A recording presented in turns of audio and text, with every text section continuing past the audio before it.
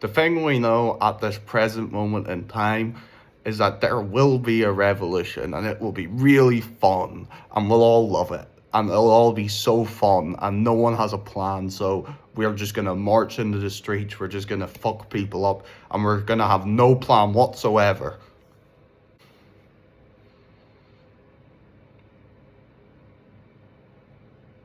Yeah, so I think the thing that we're all thinking is, when will the revolution come? What will it look like? And what will it be? Because here's what I would argue. There has not been a single successful revolution in history, in all of history.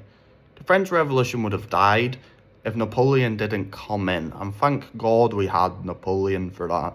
The American Revolution wasn't a revolution, it was just kind of a cultural struggle. It was like a divorcing for the kids kind of thing. And any other revolution, not successful. And look, even in Irish history, I don't think there's been a successful revolution, as in the culture has actually shifted into a better form. It's more so just gone from one government to another government, one group of statists to another group right over there, the exact identical fucking policy. And I almost have a feeling they do this deliberately. Now, don't get me wrong, the elites, nothing is fucking deliberate. Nothing is deliberate. They do not have free will. None of us have free will, actually, but they are not consciously deciding things. They are fucking laborers. They are slaves to their own agenda. And that's just the way it is. But if you sort of consider it, revolutions are good for the elites. Because it shifts things. It gets a new elite in. It kind of... We're just putting off a revolution, okay? We're just... Populists, do your job. The masses, do your job. Elitists, do your job. No revolution. And when there is a revolution, they know that the same exact powers will come back in.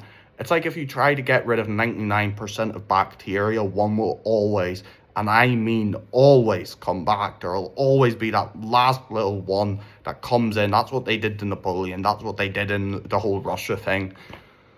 And really, revolutions are just movement. They're just, in a metaphysical sense, they don't do anything. In a metaphysical sense, it's no different than a fucking anthill being kicked.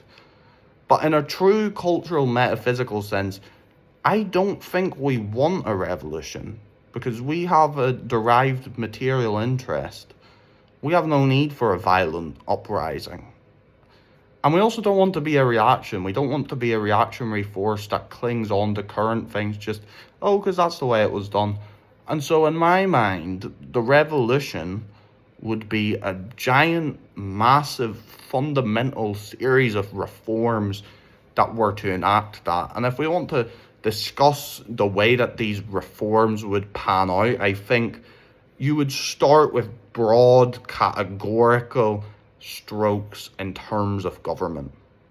You would say, let's bring me the Erictus and slash it 50%. Slash it, even fucking get rid of for every one that you keep, get rid of two, and those ones can be put on a payroll or something. So do that, and then after that, take all of the smartest heads in the Erictus, put them together to form one judiciary. And what you do next is you combine the Senate with the Dáil into one house. And so once you have a single entity, and then what you do after that, remove all their political power.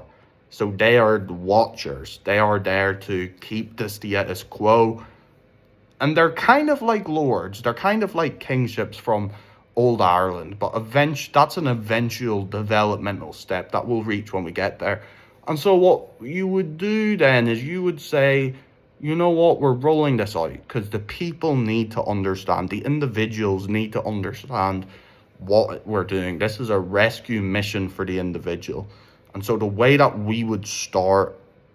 we start is by fundamentally giving just nice little reforms, like just wee nice reforms that just, yes, you get the people, it gets them thinking, it gets the society running before we can start to fucking sprint a bit.